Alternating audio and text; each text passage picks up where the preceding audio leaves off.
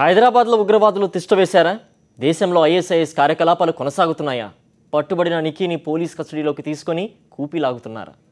ISIS సానుభూతిపరుల వివరాలు రాబట్టనున్నారు. మహానగరంలో మళ్లీ ఉగ్రవాదుల కదలికలు కలకలం రేపుతున్నాయి. శంషాబాద్ ఎయిర్పోర్ట్లో మహిళా ఐఎస్ఐఎస్ ఉగ్రవాది నిక్కీ జోసెఫ్ చిక్కడంతో పోలీసులు అలర్ట్ అయ్యారు. ఉగ్రవాదుల జాడలపై నిఘా పెట్టారు. 2015 జనవరిలో శంషాబాద్ లో అరెస్ట్ అయిన సల్మాన్ మొహినుద్దీన్ ప్రియురాలు నిక్కీ 2011లో అమెరికాలోని టెక్సాస్ లో సల్మాన్ ఉండేవాడు. అప్పట్లో సోషల్ మీడియా చాటింగ్ లో బ్రిటన్ కు చెందిన నిక్కీ జోసెఫ్ పరిచయం అయింది. వీళ్ళిద్దరి మధ్య ఇస్లాం అండ్ క్రిస్టియానిటీపై ఫేస్బుక్ లో తరచూ చాటింగ్ చర్చలు జరుగుతుండేవి. వీరి చాటింగ్ పరిచయం కాస్త ప్రేమగా మారింది. 2012లో సల్మాన్ రివిలేషన్ హాడిస్ అనే ఫేస్బుక్ పేజీని ప్రారంభించాడు. సల్మాన్ భార్య మైమునా, ప్రియురాలు నిక్కీ జోసెఫ్ ఈ పేజీకి అడ్మినిస్ట్రేటర్లుగా వ్యవహరించేవారు.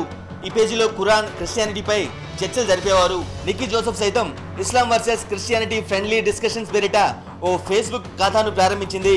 ఆయా ఖాతాల్లో అభ్యంతరకర సందేశాలు ఉండడంతో ఫేస్బుక్ సంస్థ వాటిని బ్లాక్ చేసింది. ఆ తర్వాత దౌలా ఇస్లామిక్ పేరుతో మరో అకౌంట్ సృష్టించి ఐఎస్ఐఎస్ సమాచారాన్ని పోస్ట్ చేసేవాడు. దీన్ని కూడా ఫేస్బుక్ సంస్థ క్లోజ్ చేసింది. ఆ తర్వాత ఫేస్బుక్ లో దౌలా న్యూరూమ్ పేరిట నిక్కీ మరో పేజీని మొదలుపెట్టింది. దాని కార్యకలాపాలను నిర్వర్తించడానికి భారతదేశంలోని వారిని అడ్మినిస్ట్రేటర్లుగా నియమించింది. ఈ పేజీని ఫేస్బుక్ లో సుమారు 200 మంది లైక్ చేశారు. దీంతో పాటు సల్మాన్ మోడరేటర్స్ వర్సెస్ లిబరల్స్ పేరిట ప్రారంభమైన మరో పేజీ నిర్వహణలోనూ నిక్కీ కీలక పాత్ర పోషించింది. ఈ పేజీని దాదాపు 2000 మంది అనుసరించారని అప్పట్లో పోలీసులు గుర్తించారు. ఆ తర్వాత ఐఎస్ఐఎస్ నేతలు అబు అల్ బరా అల్సమీ, అబు అహ్మద్ తో సల్మాన్ నిక్కీలు సంబంధాలు కొనసాగించారని పోలీసులు దర్యాప్తులో వెల్లడైంది. నిక్కీ జోసెఫ్ దౌలానా న్యూస్ పేరుతో ఓ ఫేస్బుక్ అకౌంట్ క్రియేట్ చేసి అమాయకులను ఉగ్రవాదం వైపు ఆకర్షిస్తున్నట్లు పోలీసుల విచారణలో తేలింది.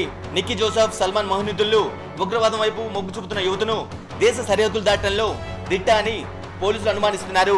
ఫేస్బుక్ చాటింగ్ ఆధారంగా వీరి ఉచ్చులో చిక్కిన యువతకు పోలీసులు కౌన్సిలింగ్ ఇవ్వడం, ఆ తర్వాత వారిపై నిఘా పెట్టారు కూడా.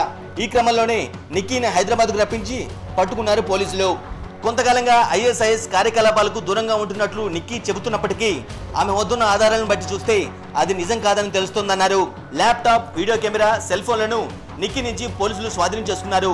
నిక్కీ జోసెఫ్ విచారణ కోసం కేంద్ర నిఘా విభాగం మహిళా అధికారులు రంగంలోకి దిగారు. ప్రస్తుతం జ్యుడిషియల్ కస్టడీలో ఉన్న నిక్కీని పోలీసులు కస్టడీకి తీసుకోనున్నారు.